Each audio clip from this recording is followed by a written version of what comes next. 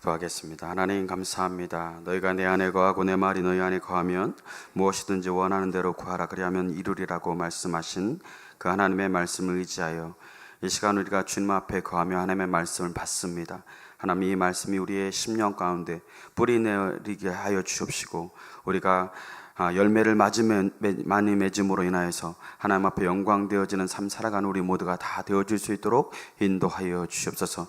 이 시간 우리의 눈과 우리의 마음과 우리의 생각이 오직 주님만을 향할 수 있도록 인도하여 주시고 하나님이 기뻐하시는 예배로 기꺼이 올려드릴 수 있는 귀한 시간 될 수 있도록 인도하여 주옵소서. 감사드렸고 예수 그리스도의 이름으로 기도드렸습니다. 아멘. 요즘 청년 세대들이 참 많은 힘들고 어려운 시대를 겪어가면서 또 어떤 한 청년이 저에게 우리 청년들에게 많은 위로가 있었으면 좋겠다, 믿음 안에 격려가 있었으면 좋겠다라는 말을 듣고 참 많은 생각들을 하고 또 기도를 하게 되어졌습니다. 그들 가운데 진정으로 주셔야 할 하나님의 격려가 무엇일까, 그것들을 고민하고 또 함께 우리 교회가 나누기를 소망합니다. 그래서 우리가 그러한 인생 가운데 주시는 담대한 믿음을 통하여서 우리가 세상 가운데 믿음으로 승리하고 날마다 주님과 동행하는 저와 여러분들이 되기를 주님의 이름으로 축복합니다. 폴 투르니에가 쓴 모험으로 사는 인생이라는 책을 보면 인생을 이해하려 하는 것은 곧 하나님을 이해하려는 것에서 시작된다라고 이야기를 하면서 그분의 의도를 여러 사건들을 통해서 또 우리를 어디로 인도하시려고 하는지를 우리가 우리 인생 가운데 성공과 실패를 사용해서 우리를 어디로 인도하실지를 이해하려고 하는 그러한 모습들을 이야기합니다. 그렇습니다. 근본적으로 삶이 바뀐다라는 것은 결국은 삶을 대하는 우리의 태도가 바뀌는 것입니다. 그런데 삶의 태도는 언제나 하나님의 태도를 반영한다라는 것을 이 저자가 이야기하고 있습니다. 그래서 하나님에게 긍정의 대답을 하는 것은 삶에 대해서도 모든 문제와 어려움에 대해서 긍정의 대답을 하는 것이 되어진다라고 이야기를 합니다. 이것은 다른 말로 모험을 받아들이는 태도라고 이야기할 수 있습니다. 그렇습니다. 인생은 우리가 모험이라고 이야기를 하죠. 그래서 우리는 이 모험을 하나님의 말씀이라는 나침반을 앞세워서 우리가 담대히 나아가야 된다라는 것입니다. 믿음의 역사를 이루기 위해서 우리에게 성경이 말씀하고 계신 것은 무엇이냐면 담대하라라는 것이죠. 담대하라라는 단어는 헬라어로 타르세오라는 말을 씁니다. 그 뜻은 이 온도의 상승으로 인해서 충분히 따뜻해져서 팽창되고 고무되는 어떤 그런 기운들을 이야기합니다. 그래서 이 온도 때문에 막 팽창돼서 그게 폭발력을 가지게 되어지고 그 힘으로 뭔가 에너지를 발산을 하게 되어지잖아요. 그러니까 믿음을 가진 자는 성령으로 이미 마음이 충분히 뜨겁게 달아올라서 데워진 사람들을 의미합니다. 그러니까 이렇게 성령으로 뜨거워져서 팽창이 되어져서 달아오른 사람들이 세상 가운데서 담대한 믿음을 가지고 살아갈 수 있다는 의미입니다. 그래서 우리는 날마다 성령의 뜨거움으로 달아올라야 담대함으로 세상을 이기는 믿음 가운데 우리에게 펼쳐지는 인생의 모험을 이겨나가게 될 줄로 믿습니다. 특별히 오늘 말씀을 통해서 우리의 마음에 이러한 담대한 믿음으로 세상을 살아가기를 힘쓰고 또 하나님의 능력 가운데 우리에게 주어진 믿음의 길을 온전히 걸어가기를 주님의 이름으로 축복합니다. 과거나 현재나 믿음을 지키려는 성도들이 이렇게 고민하는 것들이 무엇입니까? 하나님을 믿지만 고난이 온다라는 것이죠. 오늘은 이 고난이 왜 우리에게 있는지, 또 이 고난을 통해서 하나님은 무엇을 원하는지, 이 고난을 극복하기 위해서 우리 안에 채워야 할 것은 그런 무엇인지에 대해서 우리가 함께 살펴보며 은혜를 나누고자 합니다. 성경에서 고난과 박해를 이야기할 때 빼놓을 수 없는 성경은 히브리서와 요한계시록입니다. 왜냐하면 이 성경은 박해 시대에 쓰여졌기 때문에 그렇습니다. 그런데 이 박해 시대에 이 성경이 쓰여지다 보니까 그 시대에 쓰여졌던 문학 문학들의 대체적으로 특징이 무엇이냐면 사람들의 실명을 거론할 수 없다라는 것입니다. 그래서 일제강점기 시대의 문학 작품들을 봐도 시를 표현하면서 사물을 이야기하면서 자연을 이야기하면서 그 사람들의 마음들을 표현하는 것을 보게 됩니다. 성경에서도 박해 시대이기 때문에 특별히 우리가 잘 아는 이 요한계시록은 상징성을 많이 가지고 있죠. 그래서 무언가를 항상 상징해서 그 시대의 지금 아픔과 고통을 이야기를 하고 또 그 상징을 통하여서 하나님의 살아계심을, 하나님이 지금도 우리와 함께 계시다라는 것을 알려줘야 했습니다. 그렇지 않으면 그것을 전하는 자들이 잡혀갈 수밖에 없겠죠. 그것을 편지로 받는 자들도 또한 잡혀갈 수밖에 없었을 것입니다. 그래서 이러한 역사적인 상황을 이해하지 못하면 우리가 성경을 바른 눈으로 해석할 수 없음을 우리가 보게 되어집니다. 주 46년에 로마의 대화제 사건이 일어납니다. 모두가 잠든 새벽에 불은 삽시간에 도시를 태우게 됩니다. 이 불은 5일에서 6일 동안 계속 지속되었다고 합니다. 이 불은 로마 시내를 다 불태우고 사람들까지도 불태우고, 그래서 그 불을 보고 살아남은 자들은 언덕에 올라가서 5, 6일 동안 자신의 집이 타고 자신의 가족들이 불에 타 죽는 모습들을 보아야 했습니다. 비명을 들어야 했습니다. 이것을 바라본 사람들의 마음에는 어떤 마음이 들었을까요? 마음만 아팠을까요? 점점 불길이 거세질수록 그 마음 가운데는 분노로 가득 차게 됐습니다. 과연 이 불은 누가 질렀을까? 왜 이런 일을 했을까? 라는 것입니다.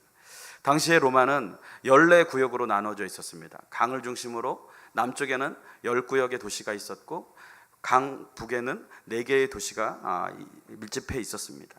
그런데 이 불은 10구역이 있는 남쪽에서 일어났던 것입니다.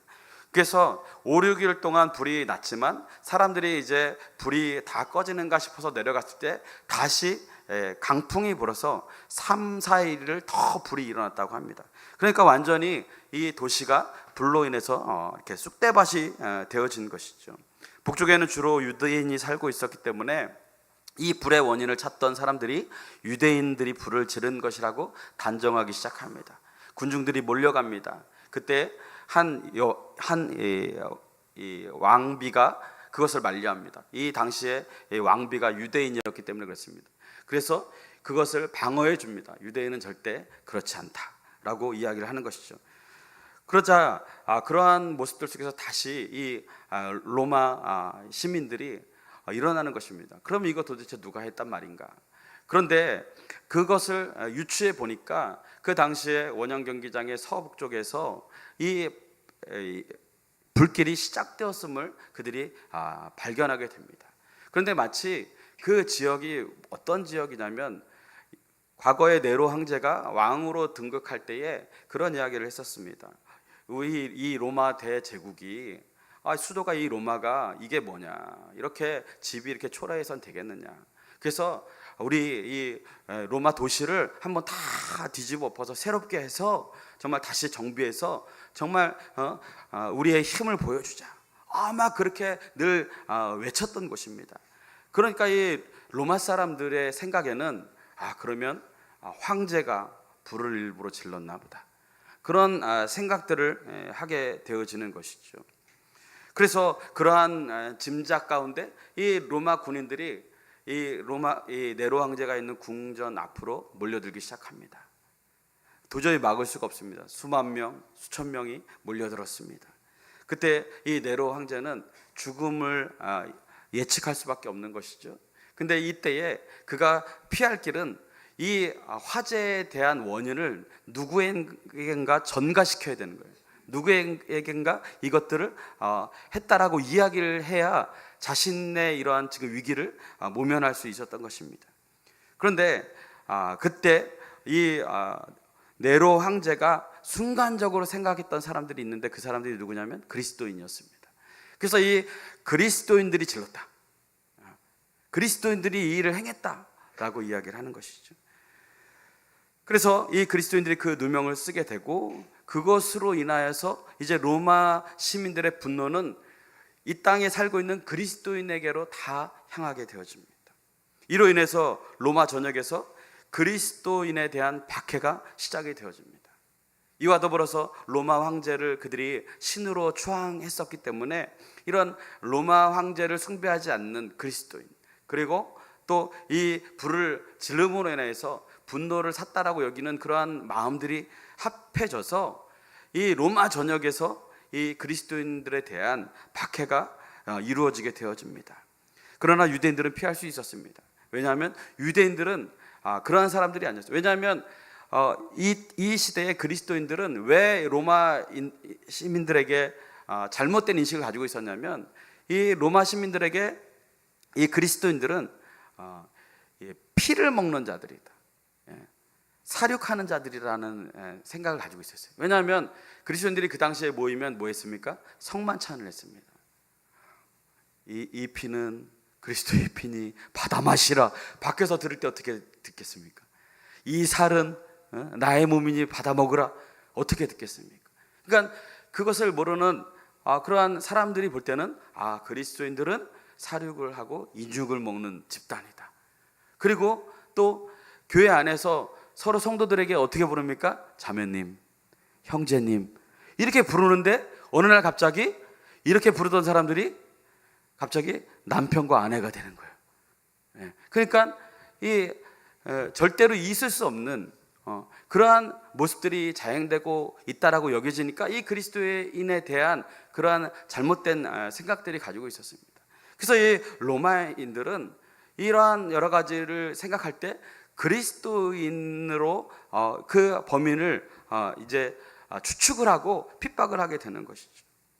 그래서 그것으로 인하여서 이제 섹슈얼 작업이 이루어집니다.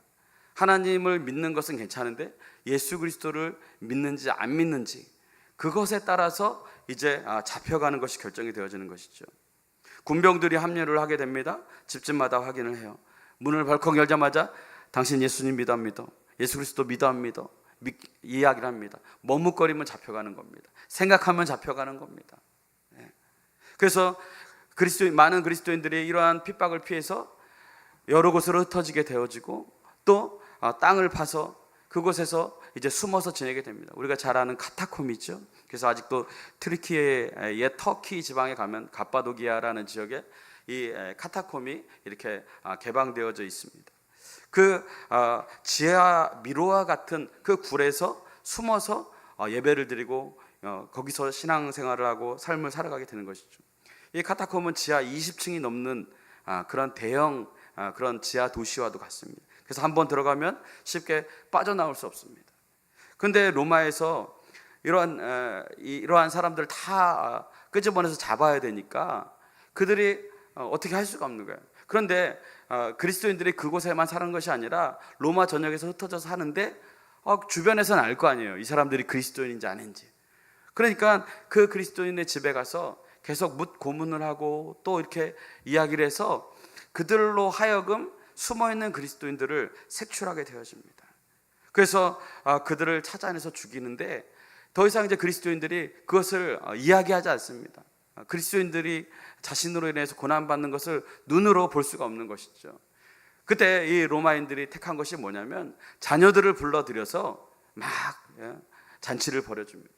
그리고 나서 자녀들을 놓아주면서 이들로 하여금 이제 맹수들이 이 자녀들을 물어뜯게 하는 그러한 참혹한 그런 현상들을 보게 합니다. 그리고서 이야기하는 거예요. 그리스도인들 어디 있는지 부르라는 거예요. 어디 있는지 말하라는 거예요. 그러면 대부분 다 말을 할 수밖에 없죠. 배교가 일어납니다. 교회가 산산이 깨어지기 시작합니다. 묻 고문을 견디지 못합니다. 여기서 잡힌 사람들은 원형 경기장에서 벌겨벗긴 채로 조롱을 당하고 사자들의 먹잇감으로 나눠주게 됩니다. 사상 초유의 참극이 로마를 휩쓸게 됩니다. 밤이면 그리스도인들을 장대에 달아서 초를 묻혀서 불을 지릅니다. 그들의 신을 위로하고자 하는 그런 행위를 하게 되는 것이죠. 이러한 끔찍한 박해와 고난 속에서 그리스도인들은 택해야 했습니다. 예수 그리스도를 부인해야 하는 것. 이 고난을 피할 수만 있다면 피하고 싶은 것이 사람의 마음입니다. 그러나 이 고난, 이 박해 여러분 피할 수 있습니까? 없습니까? 피할 수 있습니다. 어떻게 해요? 예수 그리스도 부인하면 됩니다. 예수 그리스도를 비방하면 됩니다. 이때 두 부류의 사람들이 등장하게 되죠. 한 부류는 정말 예수님이 살아계시다면 왜 이런 고난과 고통이 우리 가운데 오는가? 나는 예수님을 더 이상 믿지 않겠다, 따르지 않겠다, 돌아서는 사람들입니다. 또 한 부류는 예수님은 믿지만 이 고난이 너무나 힘들고 두려워서 잠깐 예수님한테 죄송하지만 내가 예수님 부인하고 다시 믿겠다라고 하는 그런 사람들이 나타나게 되어졌다는 것이죠. 히브리서와 요한계시록은 이와 같은 신앙의 위협을 받는 상황 속에서 이들의 의지를 북돋고 위로하는 대신에 믿음의 본질인 그리스도를 믿는 삶이 무엇인지, 그리고 그 현실 가운데서 이 믿음을 지킨다라는 것이 무엇인지에 대해서 각인시키며 격려하며 위로하고 끝까지 하나님의 약속을 붙잡고 승리하기를 원하는 마음으로 썼습니다. 특별히 요한계시록 우리가 12장을 보면 표징이 났죠. 상징적인 그런 모습들이 나옵니다.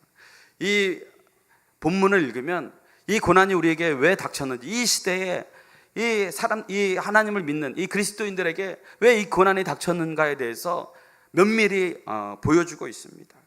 이 12장에 보면은 한 표징이 등장합니다. 한 여자가 아이를 가지게 됐고 해산을 하게 되는데 그 고통 때문에 크게 소리를 지릅니다. 그때 또 다른 표징이 나타나는데 용이 나타납니다. 그 용은 7머리를 가지고 있고 10개의 뿔을 가지고 있고 7 왕관을 쓰고 있습니다. 그런데 그 용이 하늘의 별을 쳐서 3분의 1을 땅으로 떨어뜨립니다. 그런데 이 용이 뭘 하고 있냐면 해산하려고 하는 그 여인의 앞에서 아이가 나오면 잡아먹으려고 그렇게 해산 중인 아이 앞에서 기다리고 있습니다. 그런데 이 여인이 아이를 낳았는데 그 아이가 쇠지팡이로 모든 나라의 목자가 될 분이어서 하나님께서 그를 하늘 보좌로 올리십니다. 여러분, 이 이야기가 누구의 이야기죠? 예수님의 이야기입니다. 예수님의 탄생을 이야기합니다. 그런데 왜 이런 이야기로 기록을 하느냐? 이 시대가 박해 시대였기 때문에 이것을 비유적으로, 그 시대의 그리스도인이라면 누구나 알 수 있는 언어로 이렇게 비유적으로 상징적으로 복음을 이야기하는 것입니다. 여러분, 예수님은 누가 낳았죠? 마리아가 낳았죠. 그죠? 그런데 누가 죽이려고 했었죠? 헤롯이 죽이려고 했습니다. 그러니까 여기서 여자는 비유적으로 이야기하면 교회라고 볼 수 있습니다.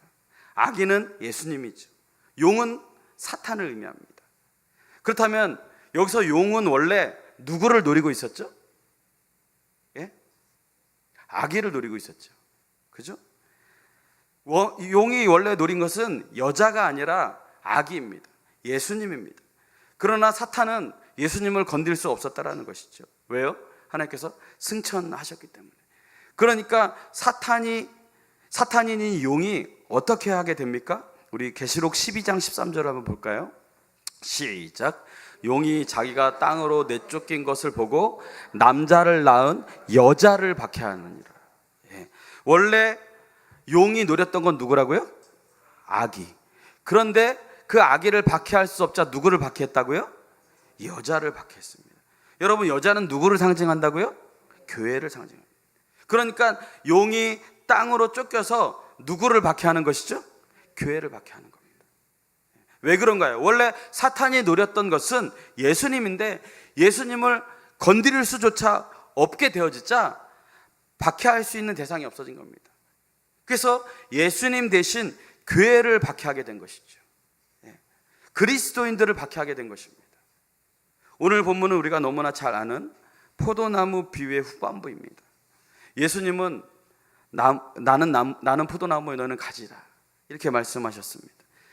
우리의 사명은 포도나무이신 예수님께 붙어 있는 것이죠. 우리가 그의 안에 거하면 열매를 많이 맺고 예수님이 원하시는 것을 우리의 삶을 통해 이루어갈 수 있습니다. 그런데 여러분, 버려진 가지도 있다라는 사실을 우리는 주목해야 합니다. 그 가지는 곧 말라서 결국 뭐 하다가 불에 던져지게 된다라는 것이죠. 가지에게 있어서 가장 큰 영광은 그러므로 어떠한 상황 속에서도 포도나무에 붙어 있는 것이고 열매를 맺는 것입니다. 그러면 하나님께서 영광을 받으시고 예수님의 제자가 될 것이라고 오늘 우리에게 말씀해 주십니다. 여러분, 오늘 우리는 예수 그리스도의 교회의 관계를 주목할 필요가 있습니다. 교회의 머리는 예수 그리스도입니다. 교회는 예수님의 몸이 되는 것입니다. 성경은 예수 그리스도가 머리가 되시고 하나님의 백성이 그 몸이라고 이야기하십니다. 그런데 여러분, 사탄이요, 포도나무에서 우리를 떨어뜨리려고 한다는 거예요. 그것을 모아다가 불에 다 던져서 영원한 멸망 가운데 이끌려고 한다는 거예요. 여러분, 원래 사탄이 노린 것은 예수님인데, 포도나무인데 그 포도나무를 흔들 수 없으니까 그 가지를 자꾸 꺾으려고 하는 거예요. 흔들려고 하는 겁니다. 박해할 수 없게 되니까 그 대상이 교회로 박해되는 것이죠. 그리스도인에게 박해가 임해지는 거예요. 그래서 교회가 박해를 받고 있는 겁니다. 여러분, 박해가 싫죠? 박해를 근데 피할 수 있습니까? 없습니까? 있어요. 있죠. 어떻게 해요? 예수님과 떨어져 있으면 됩니다. 예수님 안 믿으면 돼요. 세상 사는데 아무 문제 없습니다. 예수님과 아무런 관계없이 살아가면 박해받을 필요가 없습니다. 그러나 교회가 박해받는 이유는 우리가 예수 그리스도의 몸으로 부르심 받았기 때문입니다. 여러분, 사탄이 존재합니다. 지금도 삼킬 자를 찾아다닙니다. 영원한 불에 던지고자 가지를 꺾습니다. 예수님을 박해하려고 하고 예수님을 공격하려고 하지만 사탄은 예수님을 조금 더 건드릴 수 없습니다. 그렇기 때문에 사탄이 예수님 대신에 공격하라고 결정한 것이 바로 교회라는 사실이에요. 그래서 이 당시에 이러한 박해가 이루어졌음을 이제 사도 요한이 편지로 이야기하는 겁니다. 여러분, 오늘 본문에서 그리스도인이 이 세상을 살면서 고난당하는 이유에 대해서 설명하고 있습니다. 그것은 우리가 예수 그리스도의 몸이기 때문에 고난당한다는 거예요. 그러면 우리는 하나님께 이런 고난의 영광을 주셔서 감사할 수 있는 믿음을 달라고 우리가 기도해야 되는 것이죠. 예수님이 받으시는 고난에 나를 동참시켜 주시니까 너무나 감사합니다. 내가 어떻게 예수님밖에 있었는데 그리스도의 몸으로 부름받아서 예수 그리스도가 받는 고난을 나도 받을 수 있도록 이렇게 하나님이 함께 해주시니 너무나 감사합니다. 여러분, 그 자리까지 우리가 나아가야 되는 것이 우리 신앙의 목표가 되어야 합니다. 우리 골로새서 1장 24절 한번 보겠습니다. 시작. 나는 이제 너희를 위하여 받는 괴로움을 기뻐하고 그리스도의 남은 고난을 그의 몸된 교회를 위하여 내 육체에 채우노라. 이 말씀은 사도 바울이 고백을 하고 있는 것이에요. 주님이 원하신다면 내가 몸된 교회를 위해서 그리스도의 고난을 내 육체에 채우겠습니다.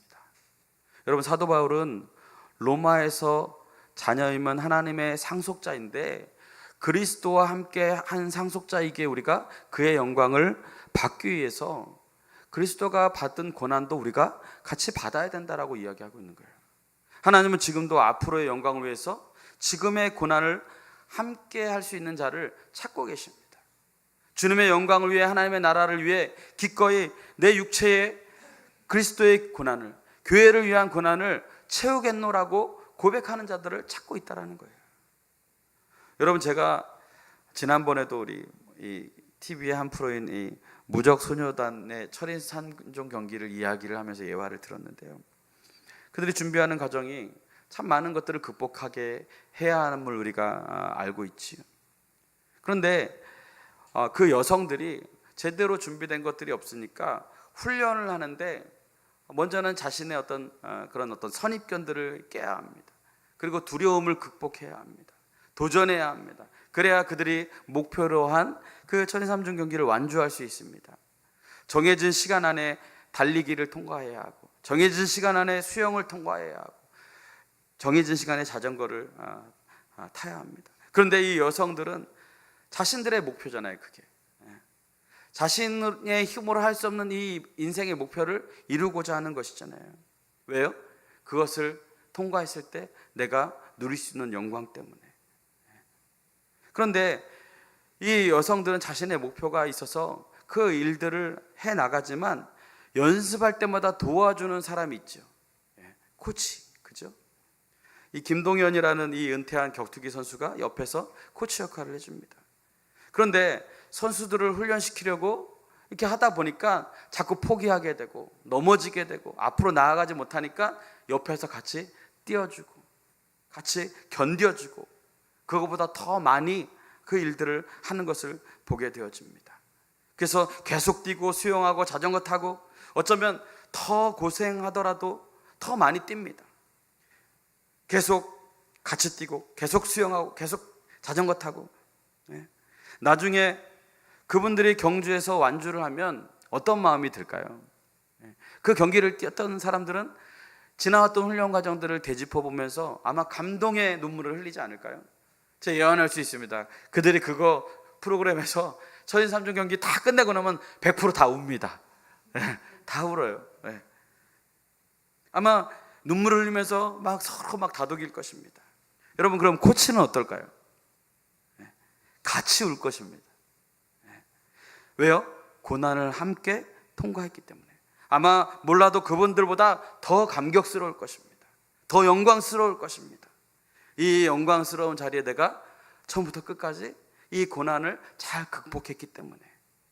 여러분, 예수님이 나중에 다시 오실 때 우리에게 그렇게 말씀해 주시지 않을까요? 너희가 나와 함께 고난도 함께 받으면서 믿음을 지키느라 너무너무 수고했다. 내가 지금 이 누리고 있는 이 영광을 너희들과 함께 누리고 싶다 라고 하나님이 말씀해 주실 것 같아요. 제가 목회하면서 보람을 느낄 때가 언제냐면 힘들고 어려운 때 저와 함께 한 마음으로 교회를 지키고자, 믿음을 지키고자, 하나님의 사명을 끝까지 감당하고자 노력하는 그런 모습들을 보면 참 마음에 큰 위로와 기쁨을 얻습니다. 어렵고 힘들 때 다 떠나가도 예수님만 바라보고 내가 교회를 지키겠노라고, 하나님이 나에게 주신 이 교회의 사명을 내가 감당하겠노라고 그러한 믿음으로 나아가는 모습들을 보면 저도 도전받고 참 많은 위로를 얻습니다. 물론 하나님을 위해서 하는 일이지만 이러한 일들을 보면 우리가 이 고난 가운데 동참하는 것이 얼마나 우리에게 큰 위로와 격려가 되는지 우리는 깨닫게 되어집니다. 우리가 어제도 전도를 하는데 너무 감사하더라고요. 물론 하나님을 위해서 하는 일이지만 여러분, 저 혼자 전도하고 있으면 얼마나 처량하고 얼마나 불쌍하게 보이겠습니까? 그죠? 그런데 우리 여전도의 회원들과 우리 또 집사님, 남자 집사님들과 이렇게 나와서 막 북적북적대면서 하니까 너무너무 막 힘이 되더라고요. 좀 누가 와서 좀 봤으면 좋겠더라고요. 막 내 올라간 어깨를 좀 봤으면 좋겠다고 막 이런 생각이 들더라고요. 여러분, 그런데 이 전도하는 일이 얼마나 귀찮습니까? 다 쉬고 싶죠. 몸도 안 좋은데 나오셔서 전도하는데, 하나님이라는데 이게 주면 다 받습니까? 거절합니다. 핸드폰 보는 척하면서 피해갑니다. 이러한 거절감을 느끼면서 고난에 동참하니까 얼마나 하나님이 기뻐하실까를 생각하게 되더라고요. 나를 위해 받는 고난, 복음을 위해서 받는 고난, 이것이 장차 우리가 받게 될 영광과 좋게 비교할 수 없음을 저는 깨닫게 되는 거예요. 또 우리 신집사님이 갑자기 등장하셔가지고 전도하느라고 수고한다고 밥도 사주시고 너무너무 감사하더라고요. 저는 책도 사주고 감사하더라고요. 몸이 못 오면 계좌라도 열려 있습니다. 우리가 다 동참하는 겁니다. 몸 들여, 시간 들여, 물질 들여, 고난이라고 생각할 수 있지만 이것이 장차 하나님께서 우리에게 주실 영광과 좋게 비교할 수 없음을 우리가 알기에 이 고난에 동참할 수 있는 것 아니겠습니까? 사도행전에 보면 예수님의 제자들이 전도하다가 붙잡히죠. 그리고 다시는 예수의 이름으로 말하지 말라고 협박하면서 때리고 놓아줍니다. 그런데 성경은 사도들에게 이렇게 이야기합니다. 사도행전 5장 41절 보겠습니다. 시작. 사도들은 그 이름을 위하여 능욕받는 일에 합당한 자로 여기심을 기뻐하면서 공회앞을 떠나니라. 예수 이름을 위해서 고난받고 능욕받는 일을 기뻐하게 됐다라는 거예요. 우리 너무나 잘 알지 않습니까? 불과 며칠 전까지만 해도 문 꼭 걸어 잠그고 정말 패배의식 속에서 그들이 자신 잡아갈까 봐 모여있던 그런 모습들이 불과 얼마 되지 않는 것 같은데, 지금 이들의 모습은 전혀 다른 사람으로 변화되어 있다는 것이죠. 내 안에 예수 이름 때문에 고난받는 것을 기쁨으로 채우는 그런 믿음의 사람으로 변화되었다는 것입니다. 이들에게 예수의 흔적이 있게 되어진 것이죠. 여러분, 한국은요 지금 너무나 잘 살고 축복받는 나라입니다. 그죠? 모든 것을 다 누릴 수 있는 나라가 됐어요. 그러나 신앙에 있어서 진리를 말하면 고난받는 때가 다가오고 있습니다. 예수님에게만 구원이 있다라고 하면 박해받는 시대가 다가왔습니다.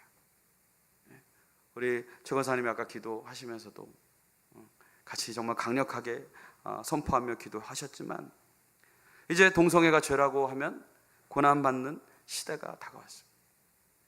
그것이 우리가 믿는 말씀에서 죄라고 말한다면 싫어하는 세상이 다가왔습니다. 여러분이 진리를 증거하면 능욕받는 시대가 다가왔어요. 그렇다면 여러분, 누가 복음과 함께 고난을 받으시겠습니까? 누가 주님의 몸된 교회를 위해서 남은 고난을 내 육체에 채우시겠습니까? 저는 우리 성도님들이 이 세상에 다른 신은 없다라고 주장하지만 아니야, 하나님은 살아계셔. 예수 그리스도는 지금도 우리와 함께 계셔. 예수 그리스도만이 나의 구주가 되셔 라고 선포할 수 있는 그런 믿음의 성도가 되기를 축원합니다. 이제 한국은 예수님 잘 믿으면 박해받는 시대예요. 사실 오늘 1027 연합기도회가 강화문에서 있죠. 자리가 부족해서 여의도 광장까지 다 채운다고 하는 이야기가 있습니다. 마음은 함께 동참하고 싶은 마음이 있습니다. 그러나 교회 여건상 우리가 다음 주에 또 준비해야 할 많은 일들이 있기 때문에 우리가 있는 자리에서 우리가 함께 기도하며 나아가기를 소망합니다.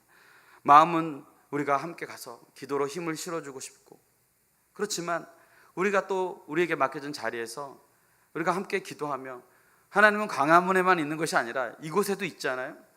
우리가 지켜야 할 믿음의 자리에서 우리는 또한 이곳에서 기도의 불을 우리가 꺼뜨리지 않고 있는 것이 중요하지 않겠습니까?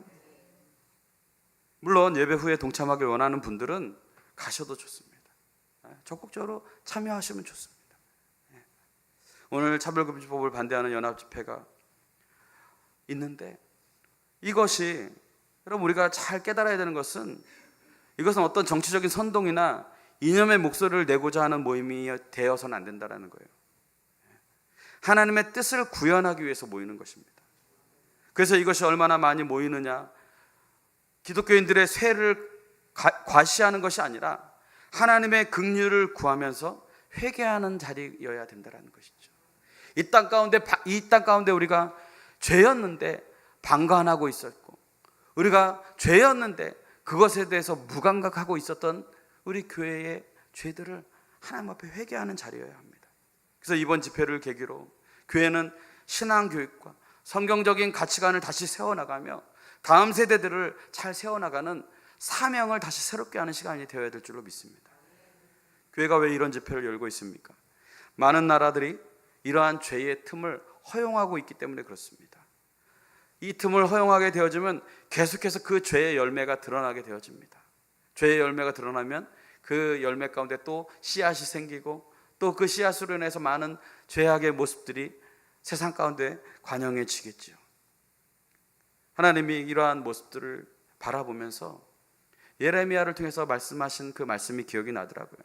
하나님이 그 땅 가운데 가뭄을 주시는데 왜 가뭄을 주십니까? 예레미야서 14장 10절 말씀을 함께 보겠습니다. 시작. 여호와께서 이 백성에 대하여 이와 같이 말씀하시되 그들이 어그러진 길을 사랑하여 그들의 발을 멈추지 아니하므로 여호와께서 그들을 받지 아니하고 이제 그들의 죄를 기억하시고 그 죄를 벌하시리라 하시고. 여러분, 어그러진 길에서 돌이켜야 산다라는 거예요. 하나님이 죄를 기억하시고 벌하신답니다. 그러면서 하나님이 이 백성을 위해서 너희가 이 것에서 죄에서 돌이키지 않으려면 너희가 복을 구하지 말아라. 예레미야에게 말씀해 주시는 거예요. 여러분, 우리나라의 차별금지법이 2013년에 처음 발의됐습니다. 그 내용을 보면 동성애를 죄라고 여기게 되어지면 2년 이하의 징역이나 1,000만 원의 벌금을 부과한다라고 이야기하고 있습니다. 올해도 22대 국회의원 중에서 어떤 당에서는 10명이 차별금지법을 발의했습니다. 이 중에 기독교인도 있습니다. 참으로 애석하고 안타깝습니다. 여러분, 우리가 기도해야 합니다. 알아야 합니다. 하나님의 말씀 앞에 우리의 모습을 세울 수 있어야 합니다. 이미 미국과 캐나다, 유럽은 이러한 문제들로 인하여서 거론하게 되어지면 잡혀갑니다. 유튜브에서도 수없이 요즘에 등장하는 게 뭡니까? 예배 중에 동성애를 죄로 이야기했을 때 잡혀가고 교단에서 파면당하는 일들이 수없이 많이 일어나고 있습니다. 하나를 허용하면 더 많은 권리를 주장하는 것이 세상입니다. 여러분, 우리나라가 똑같이 따라가고 있습니다. 대한민국도 이제 그런 시대가 멀지 않았습니다. 그러나 누가 이런 시대에 박해받고 고난받는 이 시대 가운데 내 몸에 예수 그리스도, 이 복음을 위해서 고난을 채우시겠습니까? 이러한 삶 속에서 조금도 굴하지 않고 우리가 계속 진리를 전파할 수 있도록 우리는 날마다 영적으로 깨어 있어야 될 줄로 믿습니다. 예수님은 하나님이시라고 누가 담대히 전하시겠습니까? 누가 예수 그리스도와 함께 고난받기로 결정하시겠습니까? 여러분, 스웨덴에서는요, 이미 엄마 아빠를 법적으로 부르면 안 되는 그런 상황까지 갔어요. 뭐라고 부르냐면 부모 1, 부모 2. 그렇게 됐습니다. 예수님을 거론할 수 없습니다. 하나님 아버지라고 부르면 잡혀갑니다. 주기도문 외우면 잡혀갑니다. 이러한 상황들이 죄의 틈을 주기 시작하니까 계속해서 법적으로 제도화되어지고, 그래서 더 이상 하나님의 진리를 진리로 받아들일 수 없는 그러한 마음으로 만들어가게 되는 것이죠. 여러분, 이제 우리가 기도해야 합니다. 언제까지 내 복만 찾고, 언제까지 좋은 차 달라고, 언제까지 좋은 아파트에서 살게 해달라고 기도할 건가요? 모든 그리스도인들이 이런 기도만 한다면 희망이 없지 않겠습니까? 여러분, 이제 한국은 그런 시대가 됐어요. 그러나 두려워하지 마십시오. 담대하십시오. 여러분, 예수님이 뭐라고 하십니까? 세상이 너희를 미워하면 너희 때문이 아니라 나 때문인 것을 알아라. 나를 미워하기 때문에 너희를 미워하는 것이다. 너희가 내 몸이기 때문에 싫어하는 것이다. 사탄이 예수님을 건드리려고 했는데 그거 못 건드리니까 너희 건드리는 것이더라. 이겨내야 된다. 여러분, 누가 복음과 함께 고난받으시겠습니까? 모세나 다니엘처럼, 우리 믿음의 조상들처럼 이제 어정쩡한 믿음으로는 살아남을 수 없는 시대가 되었습니다. 이때가 바로 히브리서가 쓰여지고 요한계시록이 쓰여졌던 시대입니다. 내 눈앞에 당장 고난이 옵니다. 내 목을 쥐어짜고 있어요. 여러분, 오늘날 교회는 그리스도의 남은 고난을 육체에 채우는 것을 감사해야 살아남는 거예요. 어떤 분은 자신의 죄 때문에 받는 고난을 이야기하시는 분이 있어요. 그러나 여러분, 죄 때문에 받는 고난은 고난이 아닙니다. 그건 창피한 거고 수치스러운 것이죠. 여기서 말씀드리는 고난은 하나님의 말씀을 지키기 위해서, 내가 복음을 위해 살아가기 위해서 받는 고난을 이야기하는 것입니다. 우리가 가진 믿음의 증거 때문에 받는 고난입니다. 내가 말씀대로 살고 내가 말씀을 세상에 외치기 때문에 당하는 고난입니다. 여러분, 두렵습니까? 근데 예수님이 말씀하십니다. 여러분을 위로하십니다. 요한복음 13장 33절 한번 보겠습니다. 시작. 이것을 너에게 이르는 것은 너희로 내 안에 평안을 누리게 하려 함이라. 세상에서는 너희가 환난을 당하나 담대하라. 내가 세상을 이기었노라. 예수님이 말씀하십니다. 너희가 세상에서는 환난을 당하나 담대하라. 내가 세상을 이기었노라. 여러분, 그리스도의 고난은 당연한 것입니다. 그러나 진리로 인한 고난을 두려워하지 마시고 담대하시길 바랍니다. 예수님께서 우리와 함께 하십니다. 이 세상을 사는 동안 크고 작은 문제들이 우리에게 부딪혀 옵니다.